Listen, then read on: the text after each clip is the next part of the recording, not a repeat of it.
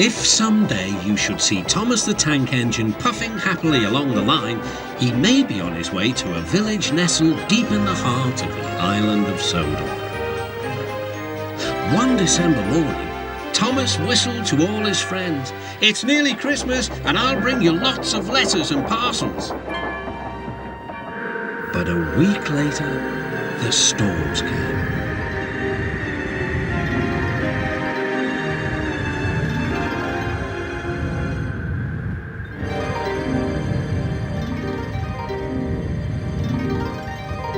The island was covered with thick snow. The engines found work difficult. Some had to help clear snow from the track, and workmen hacked away at the frozen banks of ice. Thomas and Percy were collecting important post for Christmas. "Driver said there's lots of post for the village," said Thomas. "I'll need an extra truck for it all." Percy was feeling left out. "It's not fair. You're not leaving any post for me." But Percy's chance had come.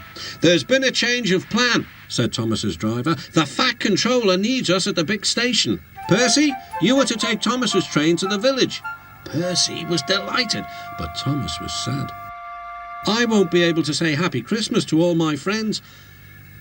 "Don't worry," said Percy kindly. "I'll do it for you." "It's not the same," sighed Thomas. Percy was making good time on his way to the village when suddenly, "What's that?" called his driver. There ahead was a fogman by the line. He was holding a red light. "The village is cut off by snow," he shouted. "We need snowplows, workmen and a helicopter. Leave your trucks in the sidings and go back quickly." Percy was soon steaming to Harold's airfield. "Beep, beep," whistled Percy. "Wake up, lazy wings! The mountain villagers need your help. They're stranded." "Whiz-ow," replied Harold. "I like an emergency to keep me warm." And he buzzed away. "Now," sighed Percy, "what's next?" Suddenly, there was Thomas with Terence the tractor and a works train. "Come on, Percy," whistled Thomas. "Follow me." The two engines battled their way through the snow. At last, they reached the village. Harold was already there, busily dropping food to people and animals. Terence quickly got to work. "Lovely stuff," he said as he pushed the snow aside. "Well done, Percy! Well done, Thomas!" cheered the villagers. "You're the best Santa Claus this village has ever had." "What's a Santa Claus?" asked Percy. "Santa Claus is someone who drops presents down chimneys at Christmas time." Percy looked at his funnel. "I wonder if—" "No," laughed Thomas. "Chimneys, Percy, not funnels. Which reminds me, your post train is still back in the siding, isn't it?" Percy hurried back to fetch it. Just then, Toby arrived with Henrietta. "We've brought lots of hot drinks and food for the villagers," he whistled. That night, all the engines had gone back to their sheds except Toby.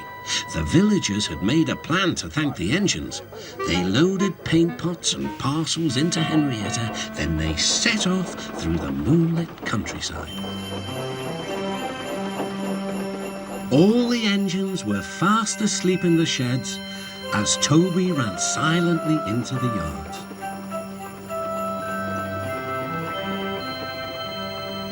He had no idea what the villagers were going to do, but he knew it was going to be a big surprise. When the engines woke the next morning, they could not believe their eyes. The sheds had been repainted and decorated. Parcels lay everywhere.